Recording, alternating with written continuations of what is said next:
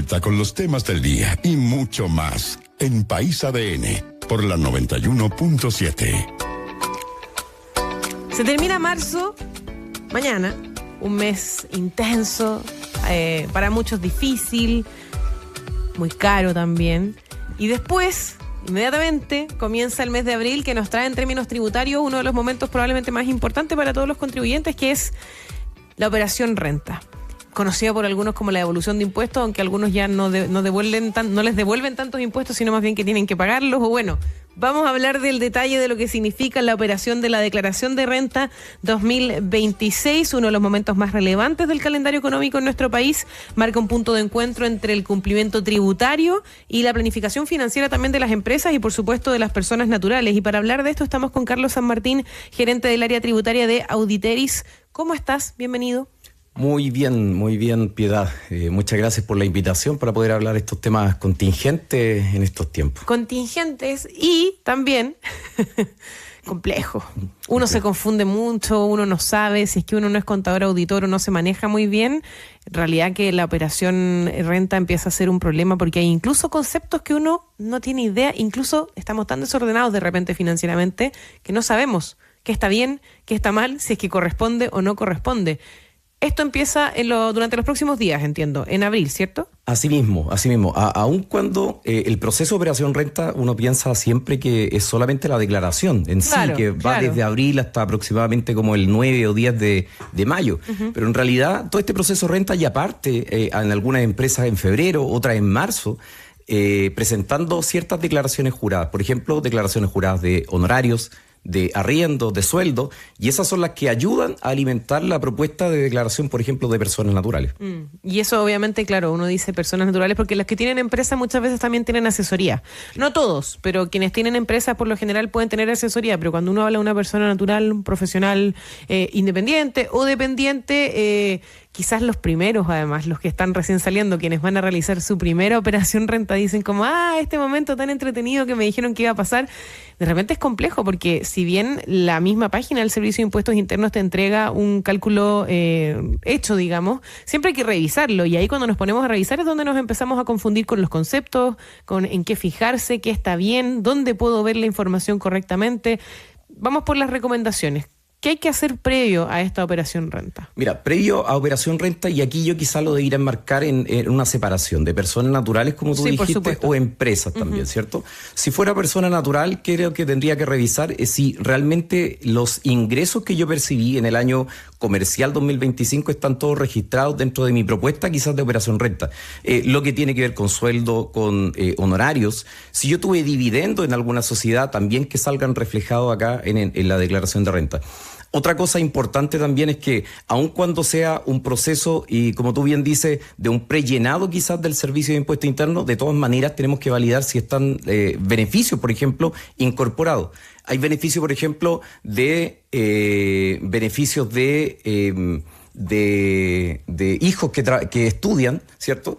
Y eso es como aproximadamente 170.000 pesos si mi hijo está en enseñanza de educación básica, educación media, las personas podrían llegar a tener este beneficio. Otro de los beneficios importantes, ¿cierto?, que salió prácticamente el año pasado, es de estas personas naturales que pudieron adquirir algún inmueble, ¿cierto? Claro. Y ahí tienen un crédito asociado a aproximadamente 1 millón de pesos. Entonces, todas esas cosas y recomendaciones tienen que hacer una validación previa para poder ver si la declaración de renta que está presentando de manera prellenada del servicio está de manera correcta. Cuando uno piensa también en el proceso de la operación renta, yo no sé, Carlos, cómo lo has visto tú, pero son cada vez más las personas que realizan esta declaración y también se ha ido poniendo de alguna forma un poco más exigente el proceso que antiguamente. No sé, es la impresión que tengo yo. Quizás es porque, como quizás supongo muchos nos están escuchando, no soy experta en temas tributarios, pero cuando uno lo va realizando da la sensación de que como que se ha ido poniendo un poco más exigente el proceso. Mira, más ordenado. Claro, yo creo que sí. En cuanto a temas de orden o de revisión de parte del servicio, yo creo que sí, porque hay muchas más declaraciones que hacen cruce. Antiguamente había ciertas declaraciones juradas. Hoy, por ejemplo, aparecen declaraciones... Oye, se cruzan datos de todo. Sí, claro. Declaraciones de arrendamiento. Por ejemplo, el año pasado tocó fuerte, ¿cierto?, a personas que tenían arrendamiento de bienes raíces de estos DFL2, por ejemplo. ¿Sí? Más de 2 DFL2 debían llegar a declarar. Claro. Había una propuesta, un asistente, una propuesta para que tú pudieras llegar a informar esto en la misma declaración de renta.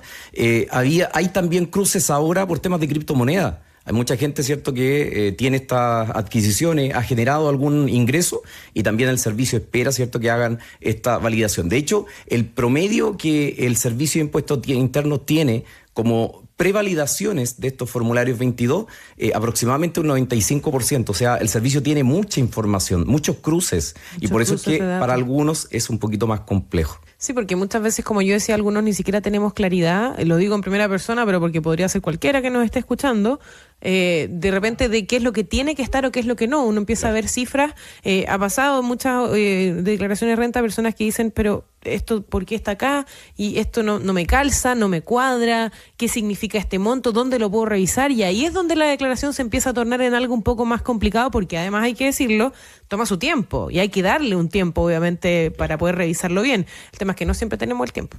Eso es verdad, eso es verdad. Hablamos, por ejemplo, del tema de las personas naturales, pero también, por ejemplo, en el caso de las empresas, cuando son pymes, de todas maneras tienen que hacer esta revisión importante que tú mencionas, porque en el caso de los pymes, y bien corto, el régimen pyme lo que manifiesta es que yo tengo que considerar mis ingresos que son percibidos y los gastos que son pagados. Entonces, puede ser muy distinto de lo que yo facturé en el comercial 2025. Claro. Yo facturé 1.000 millones o 500 millones de pesos y me pagaron menos. Entonces, eso que me pagaron entraría a formar parte de tus ingresos tributables. Entonces, por supuesto que cobra relevancia el tener un orden, el tener estos cruces, porque el Servicio de Impuestos Internos te podría decir, esto es lo que yo tengo a través de los formularios 29, pero tú tienes que decir ahí, eso es lo que yo realmente percibí. Y en los temas de los gastos también, el servicio también tiene toda esa revisión para que las empresas pymes puedan llegar a pagar.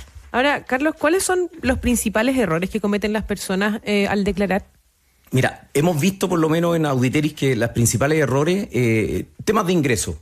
Eso es lo primero, que no validan si efectivamente esos son los montos o no de manera correcta. O no lo revisan, digamos. No lo revisan, claro. Hemos visto también en temas de declaraciones juradas, hay unas declaraciones juradas que las empresas, los arrendatarios tienen que informar, y a veces los arrendatarios, como no cambian los contratos, se pasan a un RUT que ya no es el dueño, y por supuesto eso también te influye en temas de impuestos.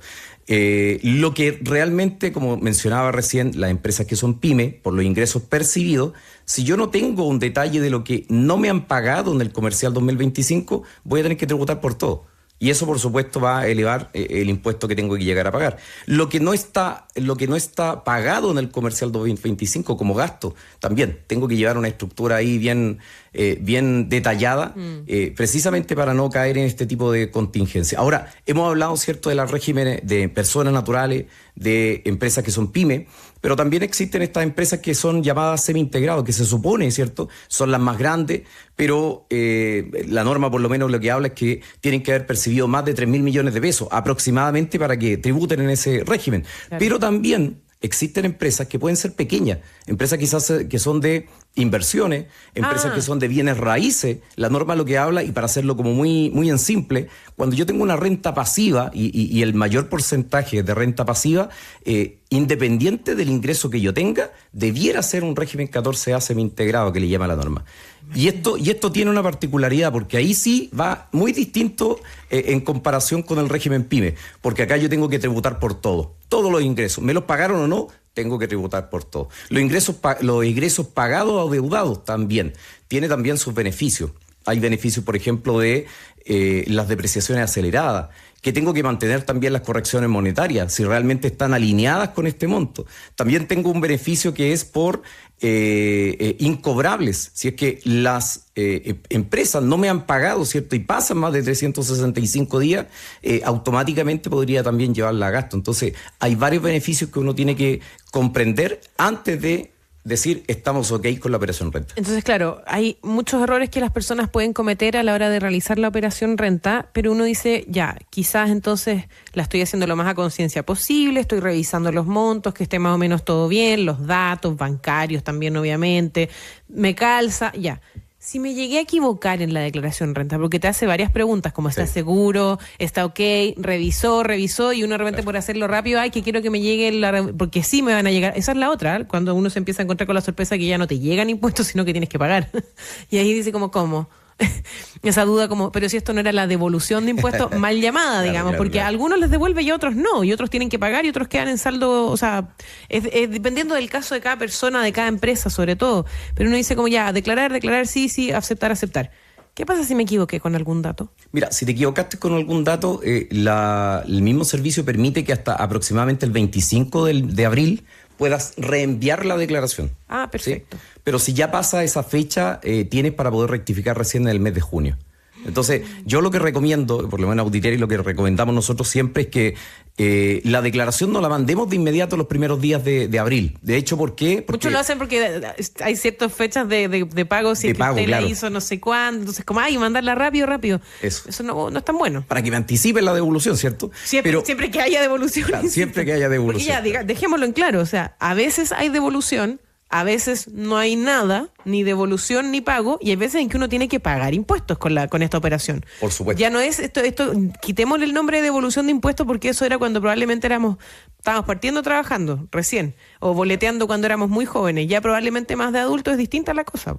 Claro que sí. Ya no es la devolución de impuestos. Operación renta. Solo operación renta. Mira, acá quizás tener ciertos conceptos también ayudarían a poder entender si yo debo llegar a pagar o no. Claro. Por ejemplo, si yo tengo ingresos por hasta anualmente, estoy hablando del año comercial 2025, hasta 11.600.000 aproximadamente, 11.200.000, no debo llegar a pagar impuestos. Tengo que hacer mi declaración. Pagar impuestos, hacer la declaración y no pagar. Exacto, no tengo que llegar a pagar impuestos. Ahora, anual, estamos hablando anual. Claro. Pero si yo tengo, por ejemplo, 2 sueldos, o un sueldo y una pensión, un sueldo, un Montepío, por supuesto que ahí yo tengo que hacer la declaración de renta y puede ser que ahí sí tenga que pagar un delta al servicio de impuesto interno. Y eso va a depender del monto entonces de lo que yo esté declarando de mis ingresos, independiente de cuáles sean. Si superan esos 11.200.000 pesos anuales, sí voy a tener que pagar impuestos. Lo más probable es que sí, cuando tengas 2 rentas, porque en breve, en resumen, cuando yo determino una sola renta, me voy a una tabla de impuesto progresivo y en ese momento quizás no tenía tanto ingreso. Pero si sumo ambas rentas, por supuesto que mi global complementario es más alto. Por eso es que tendrías que llegar a pagar impuestos. Claro. Ahora, por ejemplo, si yo soy un contribuyente que tiene boleta de honorario, antiguamente, claro, se decía bien es cierto que voy a recibir mi devolución, ¿cierto?, de la retención. Y ahora ya no, con esta nueva normativa. Esto cambió hace un par de años. Sí, de hecho, 6, 7 años atrás que cambió, claro. Y de hecho, lo que dice la norma es que al año 2028, comercial 2028, la retención de cotizaciones previsionales va a llegar al 17%. Sí, ahora están 15. Por ahí, claro. Sí. Lo que quisieron homologar en realidad es que los honorarios también tuvieran una previsión tal cual que los sueldos, ¿cierto?, de trabajadores. Por un tema de seguro social. Exacto. Mira, exacto. Entonces, eso cobra bastante relevancia en esta operación. Claro, por eso antes algunos la conocíamos como la devolución de impuestos, que ya no es tanto. Hay algunas personas que creen que no deberían declarar. Es mejor siempre revisar si es que uno básicamente, si es que yo tengo un trabajo formal, ya sea con boleta o con contrato a plazo fijo, plazo indefinido, podríamos decir que sí o sí tengo que declarar o por lo menos hacer la operación. O sea, ¿quiénes no deberían ni siquiera revisar? Me gustó, Piedad, esa palabra que utilizaste, que dijiste de un sueldo o un trabajo formal.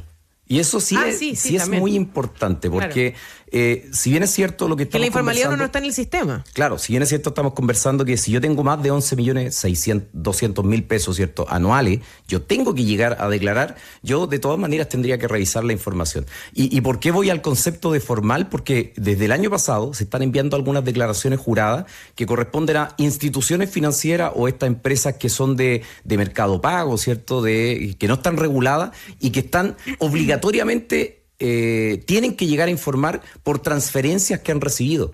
Entonces, precisamente esas transferencias que son de 50 transferencias en el mes o 100 dentro de un periodo de 6 meses, eso ya lo estamos recibiendo en varias personas naturales. Y cuando tú utilizaste el concepto de formal, claro, eso ataca específicamente la informalidad. Entonces, aquellos que están percibiendo bastante ingreso, más de 11.200.000 pesos, y que efectivamente es por algún ingreso de alguna transacción comercial, eso sí tienen que llegar a declarar porque el servicio ya tiene esa información. Claro, uno podría decir como no, pero si no tienen cómo... No, sí. No, tienen. El Servicio de Impuestos Internos todo lo sabe, o tiene por lo menos ese cruce de datos que es importantísimo, digamos, o sea, desde información bancaria, pasando por inversiones también. Ese es un punto importante. Uno podría decir como no, pero los fondos mutuos, lo que yo tengo de inversiones, no, si eso no tiene que pagar impuestos, son inversiones mías. ¿No es así? Claro, mira, con respecto... ¿Cómo funciona? Porque uno dice como, no, pero si eso es mi plata que la tengo yo. Plata, claro. Esa es mi plata, la tengo yo invertida, porque ¿qué tiene que ver los impuestos acá? Nada que ver. Claro, mira, la norma por lo menos lo que señala, y esto tiene varias lógicas. Por ejemplo, si tú dices, oye, yo recibí quizá 20 millones de pesos, pero eso yo lo invertí, no tengo que pagar impuestos. Claro, no los tengo. Podría decir, ¿cierto? No los tengo. Claro. Pero lo que hace la norma en realidad dice, ¿y cómo generaste estos ingresos? Esos 20 millones de pesos. ¿De dónde salieron? Claro, si no tienes quizás sueldo, no tienes honorario, no tienes dividendo, ¿de dónde salieron? Entonces, ahí ya parte la presunción del servicio que podría decir que existe una necesidad de justificar esa inversión. Claro. Y por eso es que algunos automáticamente salen ahí citados por parte del servicio porque generan estos ingresos, no están declarando renta y más encima están informando, ¿cierto?, que tienen fondos mutuos, acciones, depósitos a plazo de la nada. Todo, claro. De la nada, claro. Entonces, a eso apunta. Y eso también tiene que ver por un tema de por dónde uno va recibiendo, o sea, no sé si decir la palabra control en realidad, pero sí de conocimiento de dónde, cómo se mueven las platas finalmente también. En un mundo además donde sabemos que pasan cosas de repente que están al borde, por supuesto, de lo legal, obviamente tener una certeza de dónde vienen los ingresos de las personas y sobre todo grandes sumas, cuando son, por ejemplo, las personas que se dedican, que dicen, no, yo no tengo un sueldo, yo soy inversionista y yo trabajo, invierto en propiedades. Entonces, mi sueldo es de los arriendos de mis propiedades y voy haciendo, tengo varias propiedades. Claro. De ahí en adelante, obviamente eso no es un sueldo, pero sí es, digamos, plata que se está facturando, por así decirlo, ¿no? Claro, pero mira, ahí... Las personas que se dedican a eso, dependiendo de un cierto, porque me imagino que depende también de un cierto tipo de propiedad, o de un número de propiedades en adelante. Sí, mira, por ejemplo, cuando hablamos de propiedad y yo soy persona natural por el otro lado, ¿cierto? Sí, claro. La norma lo que permite es que yo pueda tener hasta 2 DFL2 en arriendo y no pago impuestos. Perfecto. Por eso es ingreso no renta. Eso no es facturable si es una persona natural, estamos hablando de personas. Sí. Pero si yo tengo un tercer ya departamento o inmueble que sea DFL2, por el tercero ya tengo que empezar a declarar. Y ahí, por supuesto, que va a ir a mi renta personal o como llamamos, ¿cierto?, de acuerdo a la renta, el global complementario. Ya. Claro, o sea, se depende de la cantidad de propiedades que uno tenga y de las características también de ella. Nos llega una pregunta de Cristina desde Calama. Ella nos dice, si uno tiene sueldo y boleta de honorarios, ¿igual no se recibe toda la retención de las boletas? Sí, igual no se recibe la devolución de las boletas. Y ahora, ¿por qué? O sea, es probable que Cristina no reciba devolución de impuestos. O sí, pero un monto no tan alto como ella podría pensar. Estoy especulando. Mira, para poder entenderlo, porque igual es verdad que hay muchos profesionales que trabajan con contrato, pero además, como se dice, boletean, haciendo otras cosas. Claro, mira, lo que dice la norma, y como para aclararlo en realidad, no todas las personas tienen que efectuar esta retención por cotizaciones previsionales cuando tienen boleta honorario. Uno puede elegir cuando emite la boleta. No, tú tienes que, la mayoría, por ejemplo, cuando elijo yo, cuando yo soy quizá abogado, cuando soy médico, claro, ahí yo retengo y yo pago el impuesto. Claro. Pero cuando estamos hablando acerca de las cotizaciones previsionales de la boleta de honorario, hay ciertos topes. Por ejemplo, ¿qué es lo que dice la norma? Como bien te anticipaba, si yo tengo boletas de honorario, necesariamente tengo que efectuar cotizaciones previsionales para equiparar, ¿cierto?, lo de sueldo, ¿cierto? La liquidación de sueldo y todo. Ahora, si yo por el lado de sueldo, la persona decía, tengo sueldo y tengo honorario, si mi sueldo supera los 40 millones de pesos, que eso es como el tope de cotización previsional máxima en el año, entonces no tengo la obligación de retener con boleta de honorario. Ahora, si yo tengo... Si lo supera. Si yo tengo 20 millones de pesos de sueldo, por supuesto que en las boletas de honorario va a tener que cotizar hasta el tope, ¿cierto?, de cotizaciones previsionales. Perfecto. O sea, en ese caso no se le devolvería la retención de las boletas porque va para esto que decíamos de como, claro, seguros sociales. Es un gran porcentaje que retienen. Entonces, y más encima pensando... Por eso estamos diciendo aproximadamente el 15, entiendo, más o menos. Claro, y como te decía, más encima, considerando el sueldo más el honorario, aumenta el tramo y tendrían que quizás llegar hasta... Claro, porque uno dice como, no, pero si yo gano tanto al año, no, pero es que se suma todo finalmente en la base imponible, que es el total de mis ingresos independiente de cuáles sean, y por eso digo, ahí el Servicio de Impuestos Internos hace todo ese cruce de datos para ver si son contratos, boletas de honorario, fondos mutuos, y además yo tengo un departamento en arriendo y qué sé yo, o sea, todo eso se cruza y se transforma en un gran monto que es nuestra base imponible, y por sobre eso, finalmente el Servicio de Impuestos Internos va determinando los impuestos que uno tiene que pagar. Así mismo. No sé si lo simplifiqué. Sí, lo simplificaste. No sé si lo simplifiqué demasiado, pero claro, ese es el cruce que se hace. Bueno, este es un temazo y creo que vamos a seguir hablando porque genera, como lo decía yo, también muchas dudas, siempre hay complicaciones, los formularios, uno se enreda, pero lo importante es saber que siempre hay voces expertas a quienes uno les puede consultar. Carlos San Martín, uno de ellos, gerente del área tributaria de Auditeris, ¿cierto? Sí, Auditeris. Muchísimas gracias por haber estado con nosotros hoy día aquí en País ADN. Muchas gracias también, Piedad, por esta oportunidad y poder compartir algunos temitas importantes de Operación Renta. Algunos tips. Gracias. Nosotros ya nos despedimos, nos encontramos mañana a la misma hora. Ya viene el Ciudadano ADN. Que esté muy bien.